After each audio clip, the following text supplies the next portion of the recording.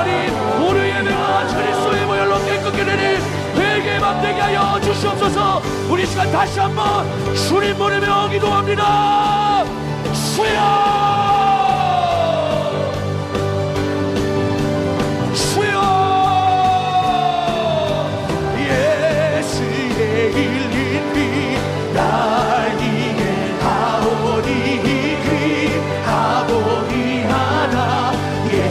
비밖에 없네.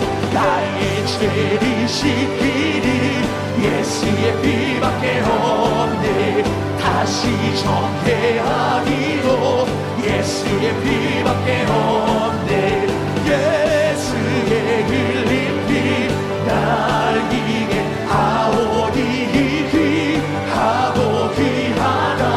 예수의 비밖에 없네. 예수의 흘린 피 날 이게 하오니 예수의 흘린 피 나를 깨끗하게 하여 주실 것입니다. 예수의 피밖에 없네. 예수의 흘린 피 우리 주의 권능으로 우리를 지켜주시옵소서. 우리를 다시 한번 새롭게 하여 주실 강력을 믿습니다. 성령이 바람같이 불같이 생수같이 역사하여 주셔서 우리의 심령이 다시 한번 큰 변화의 역사가 일어나게 하여 주소서. 주님의 도움이 필요합니다. 주님 오늘 이 밤을 책임져 주시옵소서. 나의 삶을 주님께 의탁드립니다.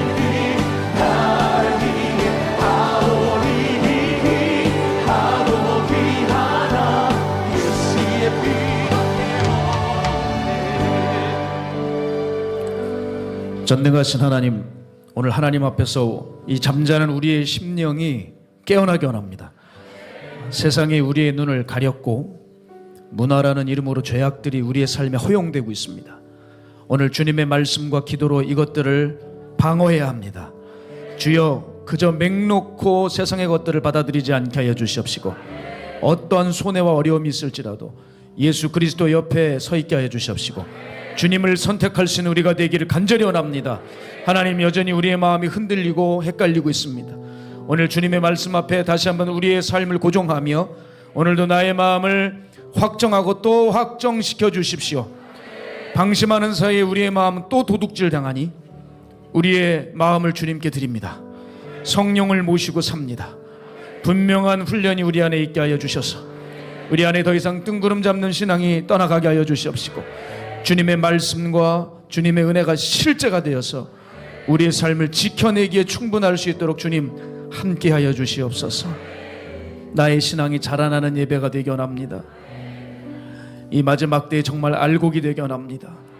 오늘도 다시 한번 가라지의 속성과 죄악들을 다 끊어내게 원하오니 오늘 예배 때 주시는 말씀과 주님의 임재로 더욱더 거룩한 일꾼들이 되어서 주님이 쓰시기에 합당한 우리가 되기를 간절히 원하오니 주님, 오늘 이곳에 부르신 우리 모두를 주님 권능으로 붙들어 주시고 오늘 말씀 듣다가 하나님의 음성이 들려오게 하여 주시옵시고 오늘 예배하고 기도하다가 참된 하나님의 뜻을 알고 우리의 병들도 낫고 더럽고 추한 귀신들도 떠나가며 하나님 앞에서 더욱더 새로워지는 심령으로, 엘리야의 심령으로 이 세상을 능히 이기고 또 이기며 승리할 수 있는 거룩한 존재로 변화시켜 주시옵소서. 하나님, 변화가 없는 예배라면 무슨 소용이 있겠습니까? 다시 한번 우리의 마음을 뜨겁게 달궈주시고 우리가 부른 이 찬양처럼 우리가 외친 주님의 이름처럼 이 모든 것이 무색하지 않도록 주님 책임감 있는 신앙으로 오늘 주님 앞에 온전히 서 있게 하여 주시옵소서. 시종을 주님 앞에 의탁드리며 살아계신 예수님의 이름으로 감사하며 기도했습니다. 아멘. 주님의 기도 드리겠습니다. 하늘에 계신 우리 아버지여, 이름이 거룩히 여김을 받으시오며 나라가 임하옵시며 뜻이 하늘에서 이루어진 것 같이 땅에서도 이루어지이다. 오늘날 우리에게 용할 양식을 주옵시고 우리가 우리에게 죄 지은 자를 사하여 준 것 같이 우리의 죄를 사하여 주옵시고 우리를 시험에 들게 하지 마옵시고 다만 악에서 구하옵소서. 나라와 권세와 영광이 아버지께 영원히 있사옵나이다. 아멘. 할렐루야. 오늘 주신 하나님의 말씀은 구약성경 창세기 구약성경 창세기 19장 23절부터 29절까지 보도록 하겠습니다. 오늘 주신 하나님 말씀은 구약성경 창세기 19장 23절에서 29절입니다. 창세기 19장 23절에서 29절 다 찾으신 줄 알고 우리 함께 합독하겠습니다. 시작. 롯이 소알에 들어갈 때에 해가 돋았더라. 여호와께서 하늘 곧 여호와께로부터 유황과 불을 소돔과 고모라에 비같이 내리사 그 성들과 온 들과 성에 거주하는 모든 백성과 땅에 난 것을 다 엎어 멸하셨더라. 롯의 아내는 뒤를 돌아보았으므로 소금 기둥이 되었더라. 아브라함이 그 아침에 일찍 일어나 여호와 앞에 서 있던 곳에 이르러 소돔과 고모라와 그 온 지역을 향하여 눈을 들어 연기가 옹기가마의 연기같이 치솟음을 보았더라. 하나님이 그 지역의 성을 멸하실 때 곧 롯이 거주하는 성을 엎으실 때에 하나님이 아브라함을 생각하사 롯을 그 엎으시는 중에서 내보내셨더라. 아멘. 자, 오늘도 이 집회를 통해서 하나님께서 하나님의 사람을 만들어 가실 줄로 믿습니다. 왜냐하면 하나님은 사람을 통해서 일하시고 그 사람을 통해서 역사하시기 때문입니다. 그렇게 하나님은 자신의 통로가 될 사람을 찾으십니다. 하나님의 도구가 될 사람을 오늘도 찾고 계십니다. 우리가 그 사람이 되기 위한 노력을 해야 되겠습니다. 인간적인 노력이건 도덕적이건 영적이건 노력을 해서 그렇게 하나님 보시기에 큰 사람이 되어야 될 것입니다. 자, 우리가 사회에서 보게 되면 사람 중에서 큰 사람이 있어요. 큰 사람. 자신에게 해를 끼쳤던 안 끼쳤건 사람과 원수지지 않고 또 힘들었던 부분을 애써 잊어버리고 손을 내밀 줄 아는 사람. 그런 대인배. 그런 큰 사람들이 분명히 있는 것을 압니다. 그런데 요즘은 참 그런 사람 찾아보기가 좀 어려운 세상인 것 같아요. 화나게 하고 상처받았다 싶으면 바로 원수지고 복수를 하고 다시는 안 봐버리고 뭐 멀리 안 가고 요 옆 동네 여의도만 가봐도 그런 사람들 잔뜩 다 모아놔 있지 않습니까? 그죠? 누가 아군인지 적군인지를 모르겠고 때만 되면 싸우고 자기 이권 앞에서는 어제는 같이 웃고 술 먹다가 그 다음 날부터는 물고 뜯고 싸우고 남이야 어떻게 되든 관계없이 그냥 자기 밥그릇만 챙기면 되고 자기 이권 앞에서 자기밖에 모르는 그런 사람들 말입니다. 참 이런 소인배들 작은 사람들이 많은 세상에 살고 있다는 것이 우리에게 참 안타깝고 도전 받을 게 없는 세상이라서 참 그렇습니다. 우리 주변에도 이런 사람들 좀 있죠. 네? 자기에게 이득이 될 것 같으면 붙었다가 이득이 될 것 같지 않으면 또 이렇게 떨어져 버리고 을이라고는 눈꼽만큼도 찾아보기 힘든 사람들 있습니다. 최악의 사람은 이런 사람들 같아요. 자기에게 필요한 것만 있으면 싹 얻어가고 그리고 관계를 정리해버리는 그런 사람들 주변에도 좀 있습니다. 필요할 때면 와가지고 뭐 죄다 물어보고 다 챙겨가고 그리고 싹 사라지는 사람들 있잖아요. 그런 사람들이 있습니다.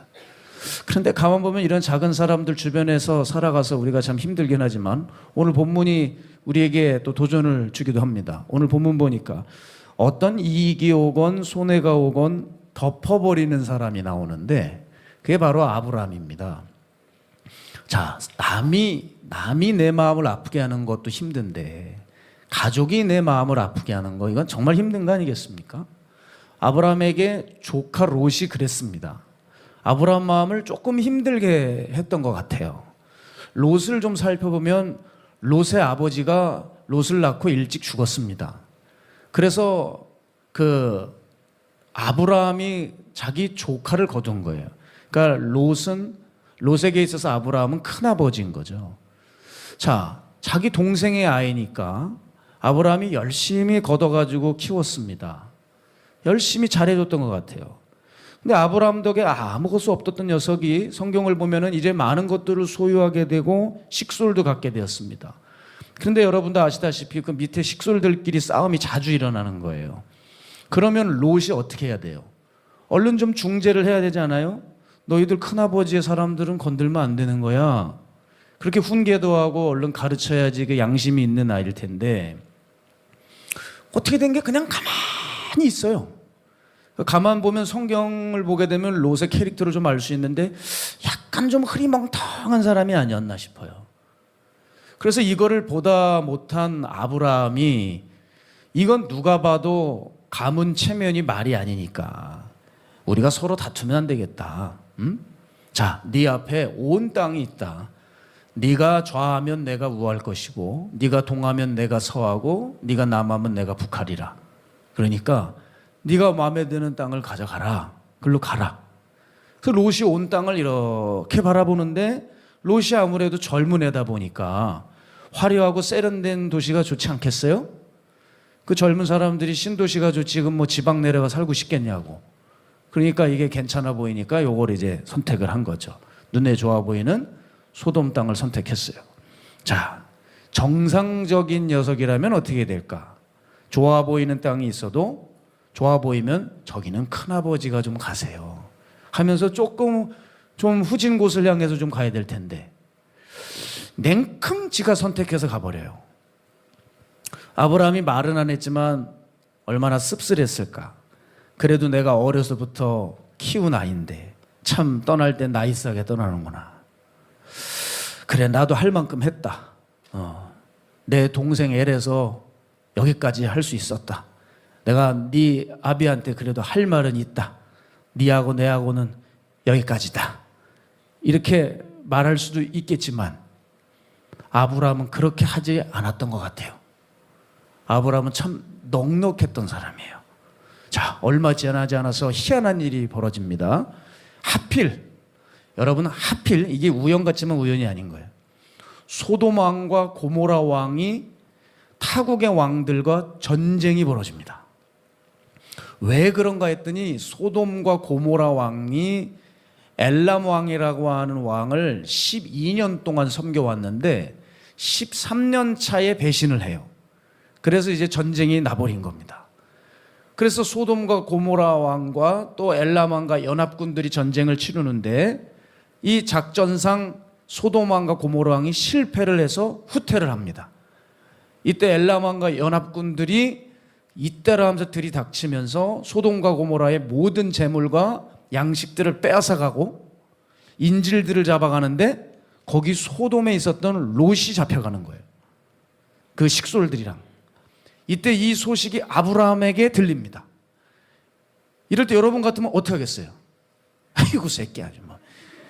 아이고 야 자업자득이야 뭐 이럴 수 있잖아요. 아브라함은 달랐어요. 롯 구출 작전이 시작됩니다. 아브라함이 본디 용사였어요. 그리고 집에서 군사훈련을 시켰던 318명의 용사들을 착출해서 이 아브라함의 군대가 바로 롯이 있는 곳으로 출격합니다. 그래가지고 왕들과 왕들의 군대도 이 엘람 왕과 연합군들을 이겨내지 못했는데 아브라함이 얼마나 싸움을 잘하는지 초토화를 시켜버려요. 그래가지고 그 재물들과 양식들과 인질들과 롯과 식솔들을 다 데리고 옵니다. 자, 멋있지 않습니까? 멋있어요. 상상이 되십니까? 여러분 이때 그러면 롯이라면 어떻게 되겠어요? 큰아버지 제가 미쳤습니다. 괜히 큰아빠 떠났다가 제가 어려움만 당했습니다. 아유 제가 무례한 게 있었다면 좀 용서해 주시고 이번 참에 좀 나를 좀 받아주시면 안 되겠습니까? 뭐 이래야 되지 않겠어요? 근데 이 녀석이 아브라함에 대해서 마음이 별로 없었던 것 같아. 감사 인사를 했는지 없는지 그냥 또 소돔으로 갔어요. 제가 볼 때는 덜 맞았어요. 덜 고생을 했어. 좀 더 고생을 했어야 되는데. 자, 그런 모습에 아브라함도 더 이상 아무 말을 안 했고요. 그걸 다 지켜보고 계시던 하나님도 롯에 대해서 별 할 말이 없으셨던 것 같아요. 자, 아브라함 입장에서 보면 어떻게 보면 참 무례한 상황일 수도 있겠는데 아브라함이 넉넉히 참아 넘기죠. 자, 이것을 하나님께서 참 귀히 보셨던 것 같아요. 천사를 내려보내십니다. 그래서 아브라함의 됨됨이를 칭찬하시고 그에게 축복을 내리시는데 계속 자식도 없는 아브라함에게 무슨 말씀하시냐?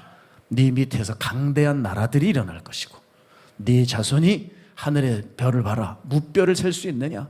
바다의 모래알처럼 네 자손이 엄청나게 많아질 것이다. 그런 말씀을 계속 결코 그냥 눈에 보이지도 않고 주어지지도 않는 이야기들을 계속 말씀하시는 거예요. 그런데 여러분, 이게 사실입니다. 제가 최근에 유엔에서 세계 인구 전망이라는 그 통계 자료를 낸 것을 봤어요. OECD 국가를 대상으로 해서 앞으로 오는 2050년도에서 2070년도까지, 그때까지 살아계시기를 축복합니다. 2050년도에서 2070년도까지 그 인구 비율을 조사했어요. 근데 여러분, 전 세계 인구 비율이 가장 높은 나라가 어딘지 아십니까? 히브리 민족인 이스라엘이에요. 월등합니다. 어떤 전 세계 OECD 국가들도 이스라엘의 그 인구 비율을 따라올 수가 없어요. 정말 놀라운 일 아닙니까? 우리 한국은 어떤지 아세요? 꼴찌에서 3번째. 한국은 사라집니다. 이 상태로 가다가. 심각한데 여러분, 이스라엘은 세계 최강국이 됩니다. 하나님께서 아브라함에게, 그 옛날 아브라함에게 말씀하신 대로 그대로 성취가 되는 거예요. 여러분, 이 성경책이 보통 책이 아닙니다. 아멘을 해보세요. 뭐 남의 책이에요? 저만 가지고 있나? 대단한 책입니다, 여러분. 그대로 하나님께서 이루어주시는 거예요. 심지어 하나님이 아브라함을 얼마나 사랑하시고 믿었는지, 뭐라고까지 말씀하셨는지 창세기 18장 17절 보면 이래요. 여호와께서 이르시되 내가 하려는 것을 아브라함에게 숨기겠느냐? 잘 안 와닿으시죠? 그래서 공동 번역으로 가져왔어요. 하나님께서는 속으로 이런 생각을 하셨다. 내가 장차 하려는 일을 어찌 아브라함에게 숨기랴? 하나님은 아브라함에게 숨길 게 없으시대요. 앞으로 일어날 일, 이 사람 아브라함에게 믿고 다 말씀을 하실 수 있는 거예요. 게다가 아브라함을 어떤 점을 보고 이렇게 또 많은 것들을 말씀하실 수 있을까? 그 한 가지 이유, 많은 이유가 있겠지만 한 가지 이유가 성경에 나와요. 아브라함이 자기와 같은 사람을 만들려고 주변 사람들을 그렇게 가르치고 훈련시켰다는 거예요. 자, 창세기 18장 19절 새 번역으로 보게 되면 하나님이 말씀하시죠. 내가 아브라함을 선택한 것은 그가 자식들과 자손을 잘 가르쳐서 나에게 순종하게 하고 옳고 바른 일을 하도록 가르치라는 뜻에서 한 것이다. 그의 자손이 아브라함에게 배운 대로 하면 나는 아브라함에게 약속한 대로 다 이루어 주겠다. 이게 무슨 말씀인지 아시겠죠? 평소에 아브라함이 자기 사람들에게, 가족들에게 하나님의 말씀을 철저히 가르쳤던 사람이라는 거예요. 자기가 하나님에 대해서 철저했던 것처럼 말이죠. 그래서 하나님께서 그 아브라함을 선택하셨대요. 그래서 그 아브라함에게 하나님의 말씀을 주신대요. 그래서 그 하나님의 법을 받으면 자녀들에게, 사람들에게 잘 가르칠 것을 아니까 내가 그런 의도로 내가 아브라함을 선택했다라고 말씀하시는 거예요. 자, 우리도 마찬가지입니다. 우리만 신앙생활 할 것이 아니라 우리가 받은 진리가 있다면 이것을 우리 주변 사람들과 특히 자녀들에게, 가족들에게 마땅히 가르쳐야 될 것입니다. 당연한 얘기 같겠지만 우리가 다시 한번 상고해야 될 말씀 같아서 오늘 매튜 헨리의 말로 제가 이것을 넘어가려고 합니다. 매튜 헨리 목사님이 뭐라 그러셨냐면, 우리 자녀들이 여호와의 자녀들이라면 마땅히 주를 위하여 그들을 양육해야 할 것이다. 그들이 여호와의 것이라면 그들은 마땅히 주의 일을 위하여 훈련받아야 할 것이다. 단순한 말 같지만 저는 참 의미 있게 다가왔어요. 내 자식이 정말 하나님의 자녀라면 사탄의 문화에 길들이지 않고 마땅히 하나님을 따르도록 잘 부모가 양육할 거라는 거예요. 특별히 주의 일을 시키려고 하는 자녀들이라면, 또 주의 종으로서 구별된 애들이라고 한다면 주님의 일을 잘 할 수 있도록 미리미리 잘 양육시키고 훈련시켜야 된다는 것이에요.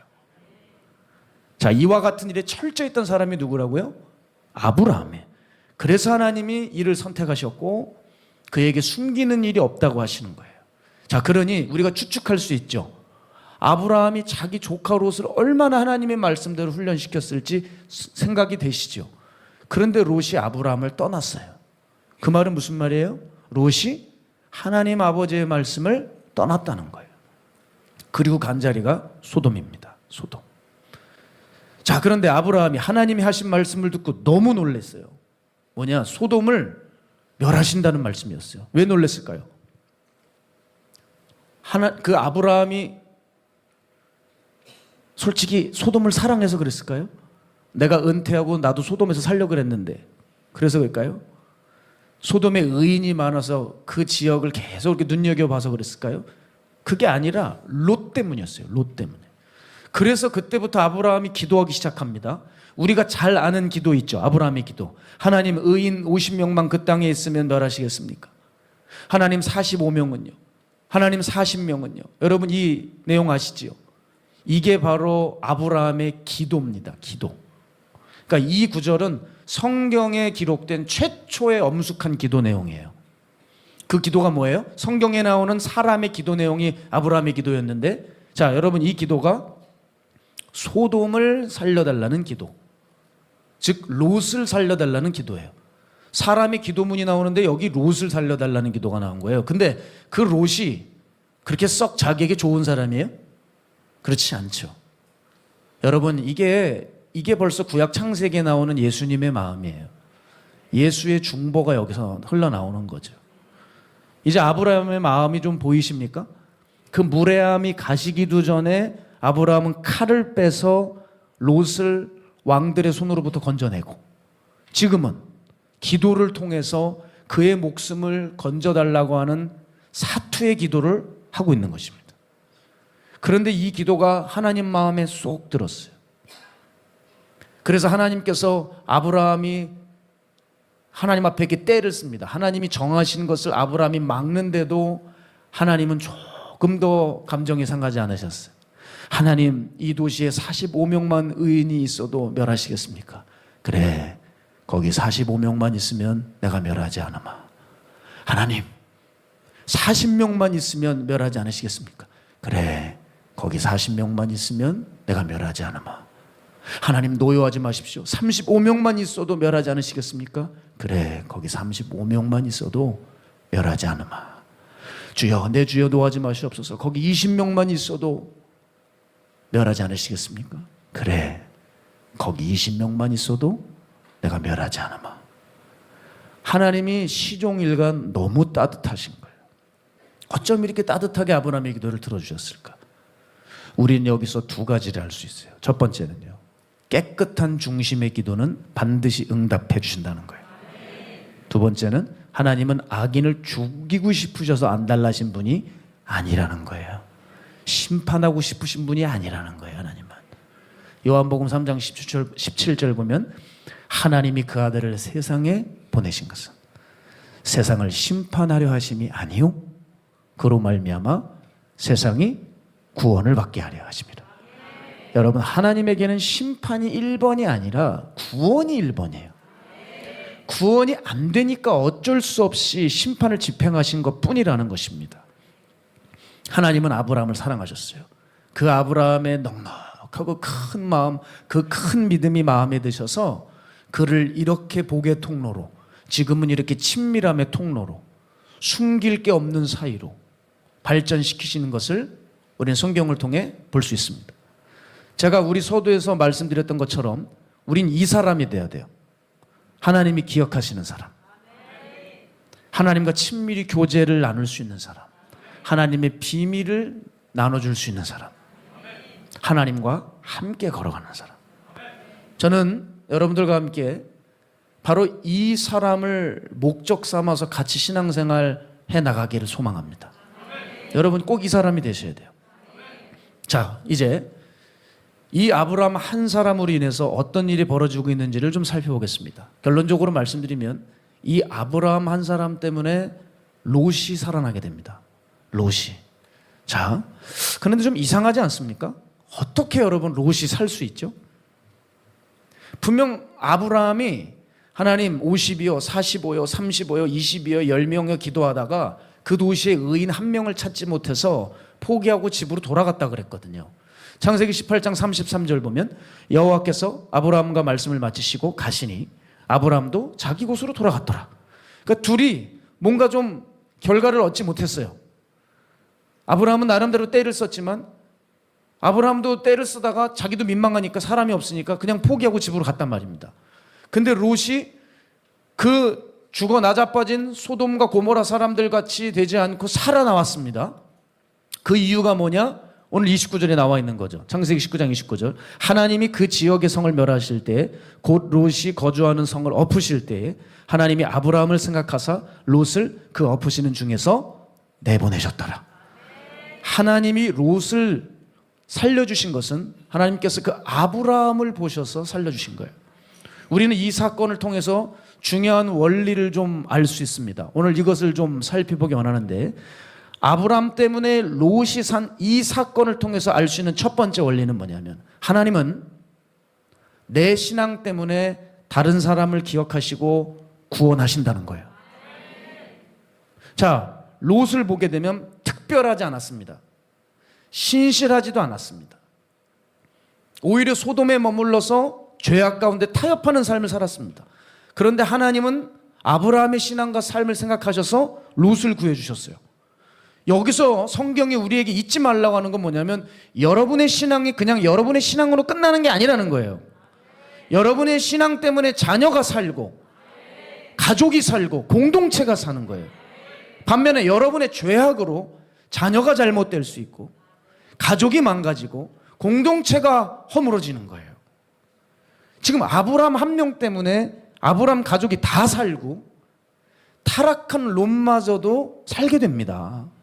반면에 성경에 반대되는 인물을 제시하죠. 아간입니다. 몰래 자기 혼자 인마이 포켓 해가지고 물건을 훔쳐요. 그로 인해서 여호수아가 온 공동체가 울부짖는 일이 생기고 하나님의 재앙이 그 공동체에 떨어집니다. 그럴 때 어떻게 되냐? 아간만 죽었냐? 성경에 보니까 아간만 죽이지 않았어요. 아간의 가족 전체가 돌에 맞아 죽었습니다. 이거예요, 바로. 여호수아 7장 24절에서 25절 보게 되면, 여호수아가 이스라엘 모든 사람과 더불어 세라의 아들 아간을 잡고 그 은과 그 외투와 그 금덩이와 그의 아들들과 그의 딸들과 그의 소들과 그의 나귀들과 그의 양들과 그의 장막과 그에게 속한 모든 것을 이끌고 아골 골짜기로 가서 여호수아가 이르되 네가 어찌하여 우리를 괴롭게 하였느냐? 여호와께서 오늘 너를 괴롭게 하시리라 하니 온 이스라엘이 그를 돌로 치고 물건들도 돌로 치고 불사르고. 아간만 죽은 게 아니고 아간의 자식들과 아간이 가지고 있던 동물들까지 다 죽었어요. 여러분, 그 자녀들은 무슨 죄가 있어요? 그 동물들은 무슨 죄가 있어요? 그냥 연자제로 다 죽임당했습니다. 여러분, 성경은 우리에게 요구하는 거예요. 너희는 아브라함의 삶을 살겠느냐, 아간의 삶을 살겠느냐? 여러분, 이런 경우 없으십니까? 나 하나 때문에 온 가족이 복을 받고 또 나 하나 때문에 온 가족이 불행해지는 그런 경험들 말입니다. 저는 삶에서 그런 경우를 여러 번 봤어요. 어떤 한 장로님이 있습니다. 그렇게 목회자를 욕해요. 그렇게 집에만 가면 목사들 욕하고 그걸 그대로 교회 가서 행동으로 옮기고 괴롭히고 쫓아내고 결국 그 장로님 자기도 죽었고 그 벌이 임해서 자기 자식들도 다 잘못됐어요. 그 가정이 완전히 패가망신했습니다. 잘 될 수가 있습니까? 잘 될 수가 있어요? 하나님의 종들을 그렇게 건드는데. 또한 하나님의 사람으로서 크게 쓰임받는 사람이 있었어요. 정말 귀한 일을 감당했습니다. 그런데 막판에 변질이 되는 거예요. 하나님이 그 자식들을 치시는데 아이들이 병에 걸리고 정신병에 걸리고 그리고 그 주변에 죽음의 바람이 불어요. 너무 무서운 일이 일어나더라고요. 한 사람의 죄악으로 인해서 주변에 모두가 다 쑥대밭이 돼요. 반면에 이런 분도 있어요. 저는 우리 목사님이 현대판 아브라함 같으세요. 박보영 목사님 한 분으로 인해서 주변에 있는 사람들이 다 살아나는 거예요. 버려진 사람들까지 살아나고 아예 사회에서 포기해버린 기관마저도 그 지역에서 1등 되는 기관으로 다 살아나고 그 한 사람의 영향력으로 주변이 다 축복을 받는 일들. 여러분은 어떤 사람이 되고 싶으시냐는 거예요. 의인한 사람 때문에 가족이 다 구원을 받기도 하고, 악인한 사람 때문에 가족과 공동체가 패망하기도 합니다. 우리는 복의 통로일까요? 저주의 통로일까? 묻지 않을 수가 없어요. 기억하셔야 돼요. 우리의 신앙은 나 혼자만의 그냥 신앙이 아니에요. 성경을 보면 우리의 신앙으로 다른 사람을 생각도 해주시고, 다른 사람을 벌하기도 하시고, 다른 사람을 구원하기도 하시고, 다른 사람을 저주하기도 하십니다. 의인의 기도는 특히 역사하는 힘이 커서 의인의 중보는 사람을 살리지만, 악인의 선한 일도 하나님은 다 하시기 때문에 그 본심을 하시고 처참하게 상황을 몰고 가시기도 하시는 하나님이십니다. 자, 이제 우리는 책임감 있는 신앙으로 나아가자는 거죠. 자, 두 번째요. 아브라함 때문에 롯이 산 사건을 통해서 깨달아야 될 두 번째 원리는, 능력 있는 신앙이라는 것은 하나님께 기억되는 신앙입니다. 능력이 무슨 은사를 바라고 어떤 눈에 보이는 현상이 아주 좋은 현상만 나타나는 것이 그렇게 좋은 능력 있는 신앙이 아니라, 우리의 신앙이 작건 크건 하나님께 기억된 바 되는 신앙, 이게 능력 있는 신앙이에요. 저는 이렇게 생각합니다. 우리의 신앙이 살아있다고 말하는 거, 우리의 신앙이 절대 헛수고가 아니라는 거, 여기에 있어요. 왜? 하나님이 다 지켜보고 계신다는 거, 그리고 하나님이 기억하신다는 것 때문입니다. 여러분, 우리는 무엇을 했건 지금 하나님께 기억이 되어 있어요. 여러분, 하나님이 모를 것 같으시죠? 우리의 모든 선악간의 행위를 다 아십니다. 주님은 우리를 각 사람을 보시면서 기억을 하고 계세요. 이 사람을 볼 땐 이것을 기억하고 저 사람을 볼 땐 이걸 기억하세요. 여러분은 하나님께 인상 깊은 기억으로 남고 계십니까? 아니면 여러분을 볼 때 지우고 싶은 기억을 많이 남겨드렸습니까? 우리의 신앙이 능력 있고 강력하다고 말할 수 있는 이유가 여기 있는데, 아무도 정말 아무도 모르는 게 아니라 꼭 알으셔야 되는 하나님 한 분이 정확하게 기억하시기 때문입니다. 그래서 저는 이렇게 생각해요. 그분의 마음에만 기억만 되면 그걸로 끝이다, 신앙은. 다윗을 보세요. 사람 취급 못 받았습니다. 아버지가 양떼나 맡겼어요. 사무엘이 기름 불러왔을 때 다윗 부르지도 않았습니다. 근데 다윗의 삶을 보세요. 하나님이 충격이 받으신 게 있어요. 충격을 받으신 게 뭘까? 아버지가 양떼나 맡겼는데 이 양떼를 돌보는 이게 보통이 아닌 겁니다. 사자나 곰이 출몰을 하게 되면 그 양을 지키기 위해서 다윗이 자기 생명을 걸어버려요. 그래서 사자의 발톱에서 곰의 이빨에서 이걸 빼오는 거예요, 양들을. 여러분, 이럴 때 너무 놀라죠. 그래서 어떻게 하면 이 양들을 잘 지킬까 해서 물매를 던지는데 자꾸 실패해요. 그러니까 그 작은 어린 양 하나를 살리기 위해 수도 없이 손이 막 짓무르고 까져가면서 물매를 던지는 거예요. 그리고 좋은 풀들이 있으면 어린 양부터 그렇게 먹이고, 이런 모습을 보면서 하나님이 충격을 받으신 거죠. 저렇게 지극히 작은 미물도 저렇게 다윗이 섬기는데 저에게 내 백성을 맡기면 얼마나 지극히 섬길까. 그래서 사무엘에게 말씀하십니다. 내가 사울을 버렸다. 너는 뿔에 기름을 채워 베들레헴 이새의 집으로 가라. 거기서 내가 한 왕을 보았다. 사람들은 하나도 못 봤지만, 알지도 못했지만, 그의 존재를 기억도 못하지만 하나님은 기억하셨어요. 아신다는 거예요. 마태복음 6장 4절 보면 주님이 이렇게 얘기하셨죠. 네 구제함을 은밀하게 하라. 은밀한 중에 보시는 너희 아버지께서 갚으시리라.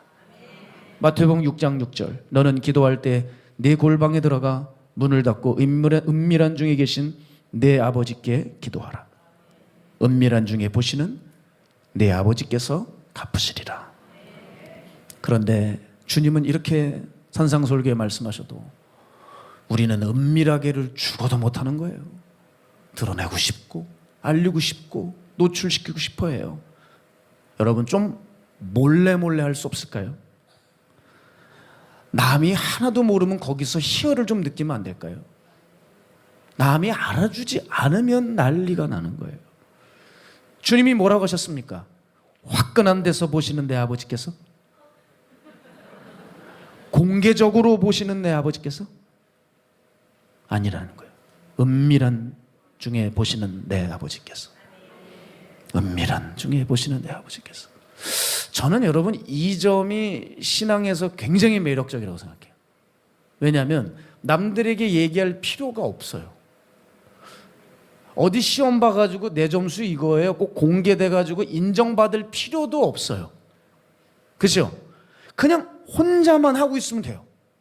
스스로 가만히 일하고 섬겨도 아니 이게 착착착 계수가 되니까, 아니 이렇게 좋은 셈법이 어디 있어요 세상에. 이렇게 매력적인 게 어디 있어요. 전 신앙이 참 이런 의미에서 매력적이라고 생각해요. 뭘 사람들에게 말을 하려고 그렇게 애를 써요. 알릴 게 뭐가 있습니까? 어차피 하나님 다 하시는데. 저는 요걸 좀 빨리 깨달았던 것 같아요. 그래서 오해를 받더라도 누구 찾아가지 않아요. 가서 뭐 이렇게 얘기하지 않아요. 알리지도 않아요. 말하지도 않아요. 그럴 필요를 못 느껴요. 왜? 결국 하나님이 다 하셔서 드러내실 거 아닙니까? 그 하나님이 다 보신다면서요. 그 하나님이 알아서 드러내실 거 아니에요. 하나님의 때, 정확한 때를 보시겠죠. 그 사람에게 제일 좋은 때에 맞춰서 드러내시겠죠. 네? 그 믿음이 있으십니까? 저는 그 믿음이 있어요. 전도서 12장 14절 공동 번역을 보게 되면 좋은 일이든 나쁜 일이든 심지어 남몰래 한 일까지도 사람이 한 모든 일을 하나님께서는 심판에 붙이신다는 사실을 명심하여라. 남몰래 한 모든 일 하나님 다 하시니까요. 자, 이런 겁니다. 가령 내가 노숙인을 섬기고 싶어요. 그러면 광고하지 마세요. 아셨죠? 광고하지 마시고 사람들 모을 필요도 없어요.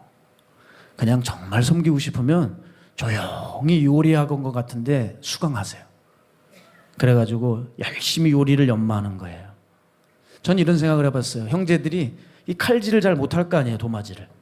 그런데 그냥 노숙인들에게 좋은 식사를 대접하고 싶어요. 그러면 아무한테도 말하지 말고 혼자 요리학원을 다니는 거예요.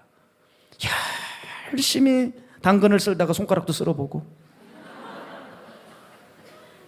이걸 해가지고 노숙인 아저씨가 먹고 기뻐하는 모습을 상상하면서 혼자 몰래 학원을 다니고, 그렇게 해가지고 주방에 슬그머니 들어가서 작은 거 하나라도, 샌드위치 하나라도, 양배추 하나라도 썰어가지고 드려서 그분이 기뻐하시고 맛있게 드시는 모습을 기뻐할 수만 있다면 하나님이 그 사람 기억하시지 않겠습니까?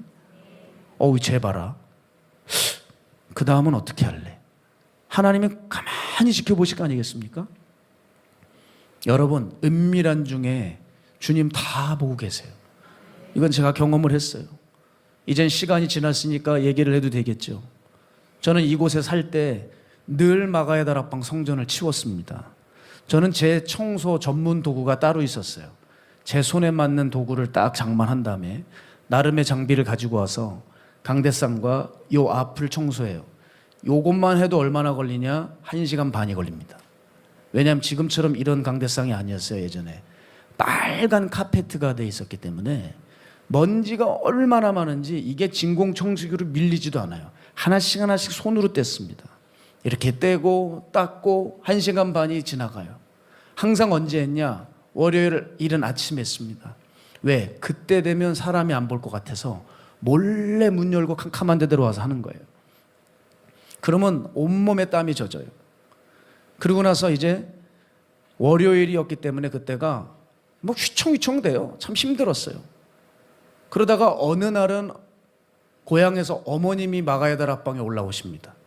그럼 제 작은 방에 묵으시면서 월요일이 돼서 이제 제가 전날 이렇게 맞춰놓은 알람 시계가 있잖아요. 그러면 어머니가 미리 그 알람 시계를 꺼요. 그리고 아들을 좀 고단하니까 자게 하고 본인이 이제 제 장비 도구를 챙겨서 본인이 다락방으로 오세요. 그래서 다 해놓으시고 그리고 딱 들어가세요. 그러다가 제가 잠에서 깨면 어떻게 했어? 나 빨리 나가야 되는데 내가 다 했어. 그러면 그때 정도 한 번 쉴까? 수년을 여기서 이렇게 치웠습니다. 쉽지 않았어요. 그런데 주님과의 어떤 교제 시간이었죠. 그리고 저는 이곳을 이제 떠나야 될 때가 돼서 숙소가 있어야 되잖아요. 여기서 다행히 숙소를 주님이 주셨는데 그 다음 숙소가 저는 없는 거예요. 뭐 방을 얻을 돈이 있겠습니까? 저는 독립했거든요. 종이 되면서 절대 집에 손 벌리지 않았어요. 어떻게 하지? 그렇게 하고 고민하고 있으면 무릎에 전화가 와요. 내가 선교를 가는데 내 방을 써달라. 갑자기 가보면 너무 깜짝 놀랄 만한 13평, 14평 되는 아파트가 생기는 거예요. 저 혼자 써요. 그럼 그걸 쓰고 있다가 이제 또 여기 그 선교사님들이 귀국하시면 전 또 나가야 되지 않습니까? 그럼 난 또 어디로 가지 고민하고 있으면 또 방이 생겨요. 그럼 거기 살고 있다가 또 그 다음에 옮기게 되면 또 방이 생기고요. 어느 날은 너무 감사했어요. 그래서 기도를 했어요. 하나님, 이렇게 늘 숙소를 예비해 주셔서 감사해요. 하는데 여기서 주님의 음성이 들리는 거예요. 아이, 또 이런 얘기하면 안 되나? 얼마나 깜짝 놀랐는지.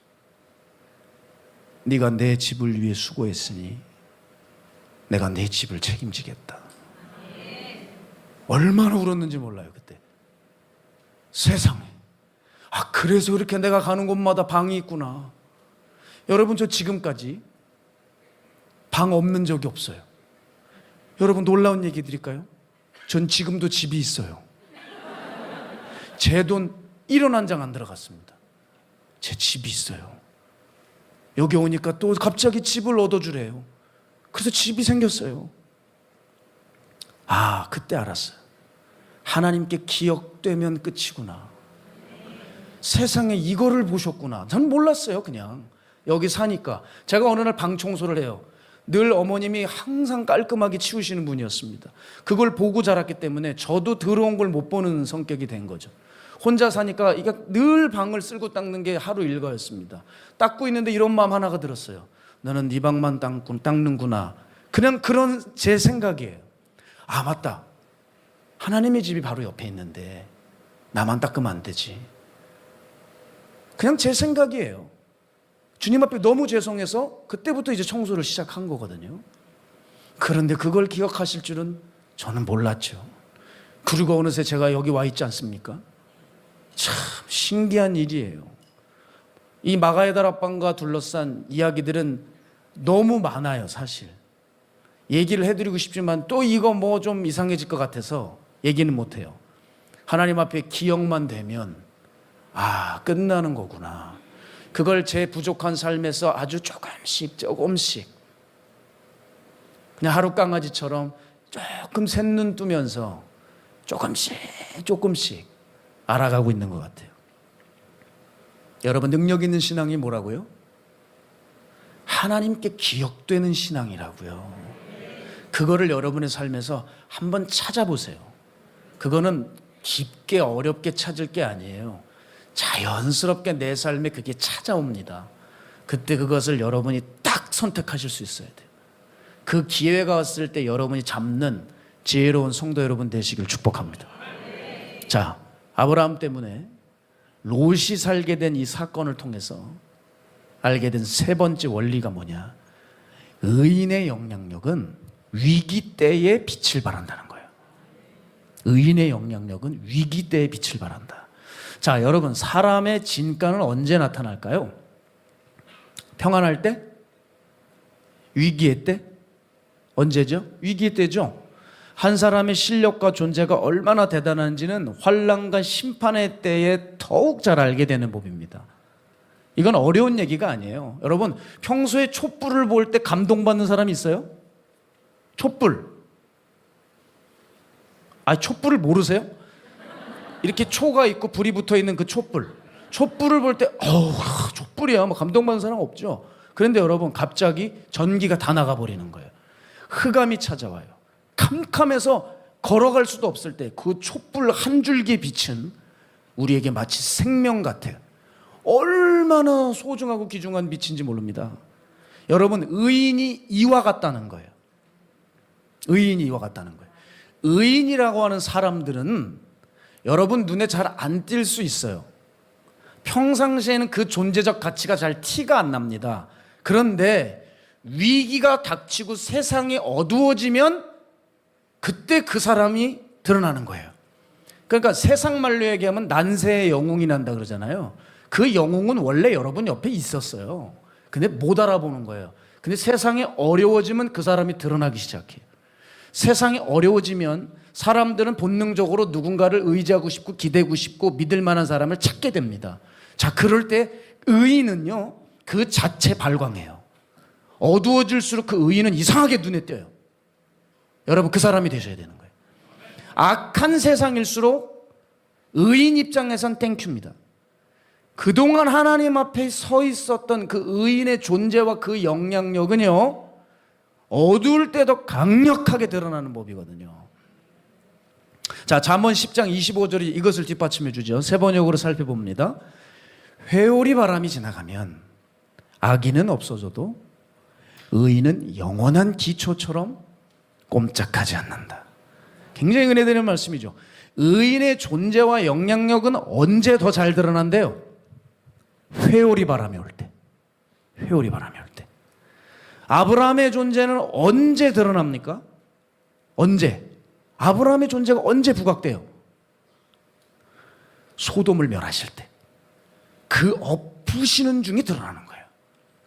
그게 창세기 19장 29절이죠. 하나님이 그 지역의 성을 멸하실 때, 곧 롯이 거주하는 성을 엎으실 때, 그 말은 뭐냐? 이제는 자비가 없는, 이제는 은혜가 없는 무자비한 때에, 그 무서운 심판의 때에 하나님이 아브라함을 생각하사 롯을 그 엎으시는 중에 내보내셨더라. 놀랍죠? 아브라함은 그 엎으시는 중에 드러나는 사람인 거예요. 모두가 다 끝났다고 할 때 아브라함은 드러나는 거예요. 그의 기도는 의인의 기도였던 거고, 그 의인의 중보는 어떤 기도보다 강력했던 것이에요. 그게 드러나는 거죠. 따라서 여러분, 지금 나의 이 신앙은 나도 모르는 사이에 누군가를 지키고 있는 힘이 되어야 돼요. 여러분의 이 예배 자체, 오늘 주님 앞에 한 자락 올려드리는 이 기도, 우리의 이 어떤 모든 이 예배의 총체적인 행위들이 이게 내 영을 만족시키는 게 아니라 지금 누군가를 살리고 공동체를 든든하게 붙드는 바로 그 힘이 되어야 된다는 거예요. 여러분, 바로 그 사람이 되십시오. 여러분이 하나님 앞에서 간절히 기도하는 그 기도가, 하나님 앞에 그 쏟아내는 그 눈물이, 여러분 아무도 모르지만 그 묵묵히 여러분의 삶 속에서 묵묵히 지켜내고 있는 그 믿음이 누군가를, 공동체를 위기 가운데서 건져내는 하나님의 놀라운 역사를 일으키는 재료가 될 줄로 믿습니다. 아멘을 해야 됩니다. 꼭 되셔야 돼요, 진짜. 여러분이 삶에서 보여주신 그 하나님의 사랑과 헌신이 누군가가 삶의 어려움을 겪고 있을 때 그것이 여러분의 것이 힘이 되고 여러분의 스토리가 힘이 돼서 그 엎어진 자리에서 벌떡 일어나서 뛸 수 있는 그 재료가 되기를 주의 이름으로 축복해요. 저는 그런 의미에서 이 마가야 다락방 교회가 의인의 공동체가 되기 원해요. 위기의 때에 타인을 살려내는 환난 날의 피난처가 되기를 간절히 소망해요. 어두운 때 아닙니까? 신앙생활하기 참 힘든 때가 오고 있지 않습니까? 이때 마가야 다락방 교회가 이전보다 더욱 빛나는 그런 의인의 공동체가 되기 원하고, 부족한 제 메시지가 한 명이라도 좋으니까 절망 가운데 슬픔 가운데 있는 사람들에게 소망이 되고 위로가 되고, 죄 가운데 빠져 있는 사람들에게 회심이 되고 책망이 되고 회복이 되는 메시지만 될 수 있다면 저는 바랄 게 없을 것 같아요. 설교 한 편 준비하는 거 쉬운 일이 아니지만 혹시 그 한 명이라도 그런 어떤 변화가 일어난다면, 이 메시지가 누군가를 건져낼 수만 있다면 제 수고를 더 할 수 있을 것 같아요. 무슨 아멘입니까?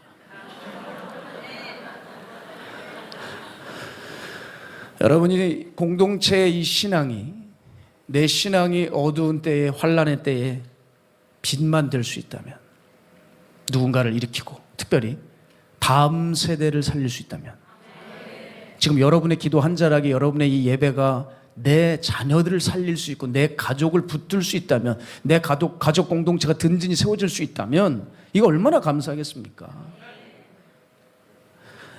이와 같이 우리의 신앙과 삶은 영향력을 갖춰야 돼요. 이건 단순히 선택할 수 있는 부분이 아닙니다. 이건 필수입니다. 왜? 주님께서 명령하신 일이니까. 너희는 세상의 소금과 빛이라 하셨기 때문에 우리는 그 영향력을 반드시 세상 앞에 보여줘야 돼요. 특히 어두운 때에. 위기의 때 더욱 빛나게 보여줘야 돼요. 그런 맥락에서 이번에 참 특이한 일이 하나 있었습니다. 최근에 아는 지인 성도님에게 이런 얘기를 들었어요. 그 성도님께서 한참을 제 아내와 통화를 하셨고, 그 아내가 그 통화를 하고 난 뒤에 시간이 지나서 저에게 얘기를 해주더라고요. 여러분, 이번에 역대급 최악의 산불, 경북 의성 산불을 여러분 모두가 다 아실 겁니다. 이번에 국가적으로 얼마나 큰 손실과 피해를 입혔는지 몰라요. 자, 이분이 의성에서 시작된 이 산불, 그 화마가 일대를 다 집어삼키면서 그냥 순식간에 완전히 불지옥으로 만들어갔대요. 이렇게 보면 벌써 불이 붙은 게 보이는 거예요. 그 지역에 살고 있던 이 성도님이 계산을 해보니까 이제 밤이 되면 그 불이 자기 동네로 오는 거래요. 그래서 그 밤에 잠도 못 자고 초조하고 두려운 마음으로 짐을 다 싸신 거예요. 대피하려고 이제 동네를 떠나려고. 그래가지고 이제 떠날 준비를 모든 것을 다 끝냈고, 모든 사람들이 이제 불이 이 동네로 넘어오는 것은 거의 확정이래요. 그러니까 다들 대피하려고 하고 있었던 거예요. 그런데 진짜 희한한 일이 벌어진 거예요. 모두의 예상을 깨고 갑자기 밤 사이에 바람의 방향이 바뀌더래요. 그러더니 불이 다른 쪽으로 가더랍니다. 그래서 자기 동네만 빼놓고 옆 동네까지 다 탔대요. 사람들도 다 놀란 거예요. 아니 왜 이 동네만 내버려 두고 다른 데가 다 탔을까? 아니 왜 바람의 불길이 갑자기 이렇게 바뀌었지? 아니 어떻게 이 동네만 신기하게 살아남을 수가 있지? 다들 의구심에 꽉 차 있었던 것입니다. 그런데 그 이유가 밝혀진 거예요. 바로 불에 타지 않았던 그 동네의 주민들 90%가 크리스찬이었대요. 그 밤에 불이 넘어오는 것을 보고 다들 하나님을 부르고 기도하고 있을 때 놀랍게도 그 동네만 피해가더라는 거예요. 하나님은 그 동네 주민의 크리스찬들의 기도를 통해서 그 동네 전체를 보호해 주셨어요.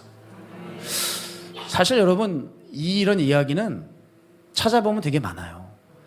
신앙을 가진 공동체가 타 동네와는 달리 어떤 전염병이나 기후나 재해 등으로부터 건져지는 사례가 참 많습니다.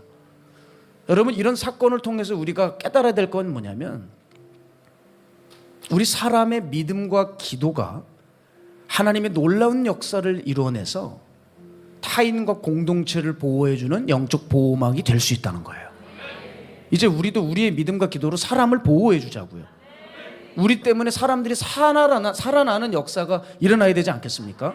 우린 맨날 남의 중보나 받고 기도나 받고 도움만 받으면 살겠습니까? 그러면 안 되죠. 이제 우리도 의인이 돼서 의인의 믿음, 의인의 중보를 통해서 사람들을 살려내야죠. 하나님은 아브라함을 사랑하셨습니다. 그의 중보와 그의 넓은 마음과 그의 믿음, 그의 기도를 다 쓰셨어요. 그래서 하나님은 그의 간구라고 하면 다 들어주시는 거예요. 분명히 소돔 땅에 의인 한 명도 없었는데 아브라함을 생각하셔서 그 롯을 살려주시잖아요. 여러분, 어떤 사람이 되고 싶습니까? 여러분, 어떤 사람이 되고 싶으세요? 여러분, 의인이 되셔서 사람들이 여러분을 만나기만 하면 다 살아나는 사람이 되고 싶으십니까? 아니면 사람들이 여러분을 잘못 만나서 다 패망하는 사람이 되고 싶습니까? 여러분, 꼭 누군가의 영적 보호막이 되어주는 삶을 사셔야 돼요. 여러분을 만남으로 인해서 주변이 살고, 자녀들이 살아나고, 가족이 살고, 공동체가 살고, 세상이 밝아지는 일들이 벌어져야 돼요. 그러기 위해서는 뭘 해야 돼요? 아브라함이 걸어갔던 길을 걷는 거죠.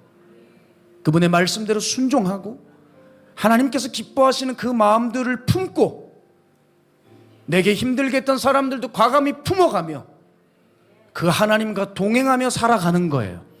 그렇게 하나님과 함께 걸어가는 삶을 사는 겁니다. 그 의인이 일어난다면 그 의인의 믿음과 중보로 한 가정이 살고, 한 사회가 살고, 한 나라가 사는 역사가 일어날 줄 믿습니다. 우리 마가야 다락방교회 그 의인의 공동체 되었으면 좋겠어요. 여기 모이신 성도님들 의인의 그 모임이 되었으면 좋겠어요. 꼭 그 하나님 앞에 의인이 되셔서 누군가의 영적 보호막이 되시는 주의 일꾼들 되시길 주의 이름으로 축복합니다. 이 시간 함께 이 찬양하면서 준비하시려면 하나님 앞에 봉헌하며 우리 통성으로 뜨겁게 기도하며 나가겠습니다. 마음이 상한 자를 마음이 상한 자를 고치시는 주님, 하늘의 아버지 날 주관하소서. 주의 길로 인도하사 자유케 하소서. 새 일을 행하사 분케 하소서. 마음이 상한 자를 고치시는 주님, 하늘의 아버지 날 주관하소서. 주의 길로 인도하사 자유케 하소서. 새 일을 행하사 분케 하소서. 그의 줄이고 목이 마르니 성령의 길을 부소서. 그의 줄이고 목이 마르니 내 잔을 채워 주소서. 성령으로 채우사, 성령으로 채우사 주보게 하소서. 주의 임재 속에 은혜 알게 하소서. 주대로 살아가리 세상 끝날까지. 나를 빚으시고 새날 열어주소서. 위에 줄이고 목이 마르니 성령의 길을 부소서. 위에 줄이고 목이 마르니 내 잔을 채워. 우리 목소리 높여서 성령으로 채우사, 성령으로 채우사 주보게 하소서. 주의 임재 속에 은혜 알게 하소서.